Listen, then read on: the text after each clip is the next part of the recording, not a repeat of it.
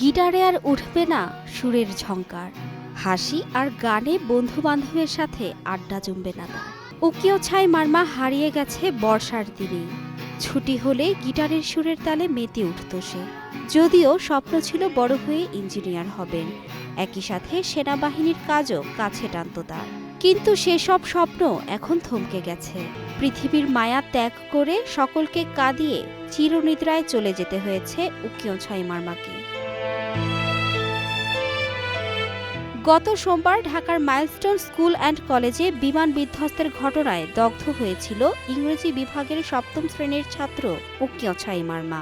রাত ২:৩০টার দিকে জাতীয় বার্ন অ্যান্ড প্লাস্টিক সার্জারি ইনস্টিটিউটের নিবিড় পরিচর্যা কেন্দ্রে তার মৃত্যু হয়। ওর মতন ভদ্র ছেলে আর কেউ ছিল না ক্লাসের মধ্যে, সারাক্ষণ শান্ত থাকতো। আজকে হঠাৎ করে এসে দেখি এই অবস্থা হয়। এখন আমার বিশ্বাসই হচ্ছে না ওর এরকম অবস্থা। আমি তো মনে করছি যে আমার ভাইপোটা এরকম থাকবে হয়তো। দুর্ঘটনার সময় দ্বিতীয় তলার নিজ শ্রেণীকক্ষে সহপাঠীদের সঙ্গে ছিলেন উকিও ছাই মারমা।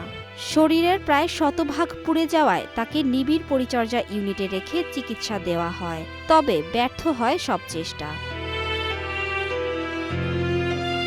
উকিও ছাই মারমার বাবা রাঙামাটির রাজস্থলী উপজাতীয় আবাসিক উচ্চ বিদ্যালয়ের শিক্ষক উসাই মং মারমা এবং মা ড্রেজিপ্রু মারমা বান্দরবানের রুমা উপজেলার ক্যাঁকতাইপাড়া সরকারি প্রাথমিক বিদ্যালয়ে শিক্ষকতা করেন। নিহত উকিও ছাই মারমা তাদের একমাত্র সন্তান। জীবনের একটা অংশ চলে যাওয়ার মতো হয়েছে। আমার একমাত্র ছেলে, যেটা আমি জীবনেও ভুলতে পারবো না। আমার প্রাণের প্রিয় ছেলে ছিল সে। গতকাল ধর্মীয় রীতিনীতি অনুসারে নিজ জন্মস্থানে তার সৎকার হয়েছে।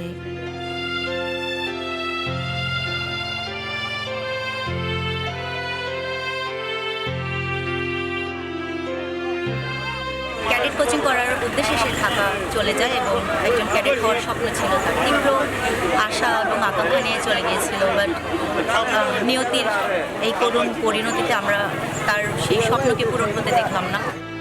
সোমবার ঢাকার উত্তরার মাইলস্টোন স্কুল অ্যান্ড কলেজ ভবনে বিমান বিধ্বস্তের ঘটনায় এ পর্যন্ত ২৯ জনের মৃত্যু এবং শতাধিক আহতের তথ্য জানানো হয়েছে সরকারের পক্ষ থেকে। Mithila Anjum, star news.